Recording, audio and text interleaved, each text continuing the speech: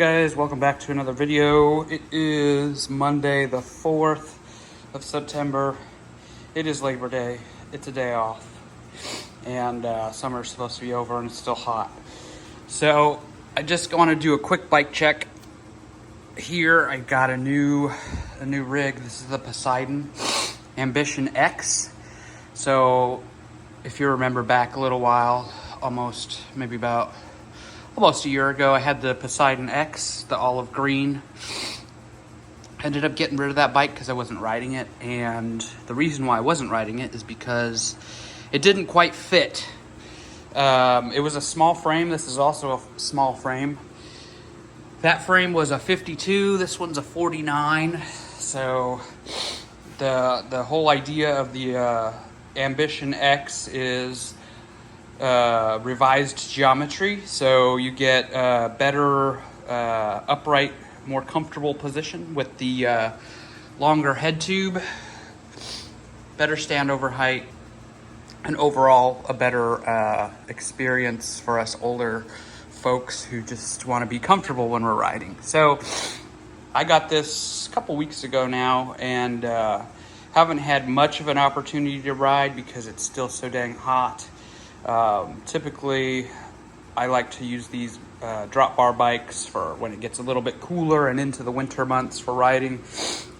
So I've taken it out on a couple rides. Plan to hopefully ride maybe this evening. I'll try to capture a ride video, give my thoughts, kind of a talking video as I ride. But so far, I've just done a few things to make it my own. I had these WTB Riddler tires. These are 700 by 45. I originally had these for the original X, and they didn't fit. That bike came with 35 millimeter tires from the factory, and I was able to squeeze in 37s, and it was still pretty tight.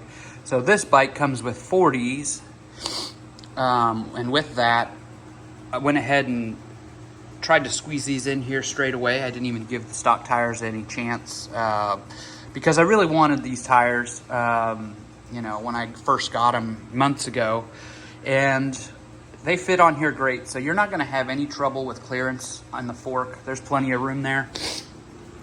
Excuse the snot nose. It's allergies like crazy. So you have plenty of clearance. You could probably run, even bigger than this, 45. You probably do maybe a 2.1 inch, maybe, depending on the tire, right? In the back, it's pretty tight, but there is clearance. So if you're gonna be running anything in muddy conditions, you might wanna watch out for that, but I won't be riding this in the mud. This is mostly gonna be a paved bike. If I happen to find some gravel or hard packed dirt, if I take it on that, but for the most part, this is going to be a dry ride bike. I did change the bottom bracket to this JG bike crank set that I had. Just better overall, in my opinion. I don't like the square taper stuff. I was able to direct swap this 38 tooth chainring that came with it to these JG bike cranks. It is 104. Whatever it is, BCD, BAD, whatever it is, BC, whatever, it's 104, so this fits, so that's fine. Kept the stock Advent X drop bar edition. I'm really waiting for the the public release of the Microshift sword. I really want that, just for the levers. I saw one of the guys, I can't remember the channel, but he's a pretty popular channel. He does a lot of cool stuff with these Poseidon bikes. He's got like a purple and black theme on his channel. You'll know who I'm talking about. But I want the sword lever so I can get rid of this shift cable, this external shift cable. It's kind of annoying. Just aesthetically, it's nothing wrong with it. It works great. The Microshift stuff works really well. I can't get this rubber to stay down. Anyway, I did change the bars. These are Ritchie bars. They got a little bit of a rise to it, and they kind of got an ergon top here.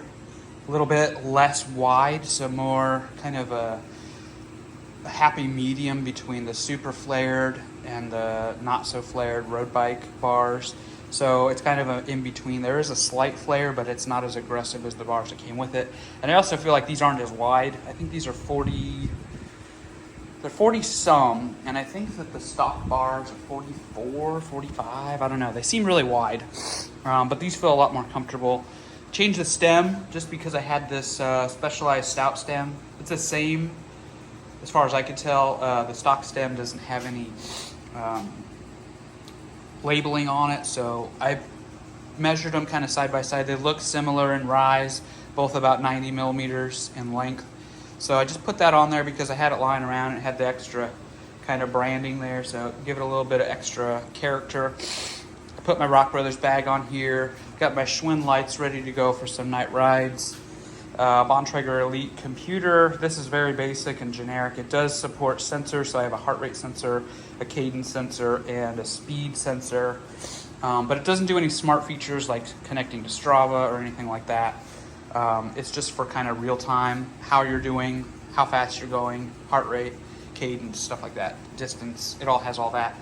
But it doesn't do anything like syncing to Strava. So I also changed the bar tape. So whenever you change your handlebars, typically you have to get new tape because you can't reuse it. It gets all messed up, and it's just easier to re-raft the bars. So I got the purplish pink bars to match the Race Face Chesters down there. And that's probably about all that I'm going to do with this bike.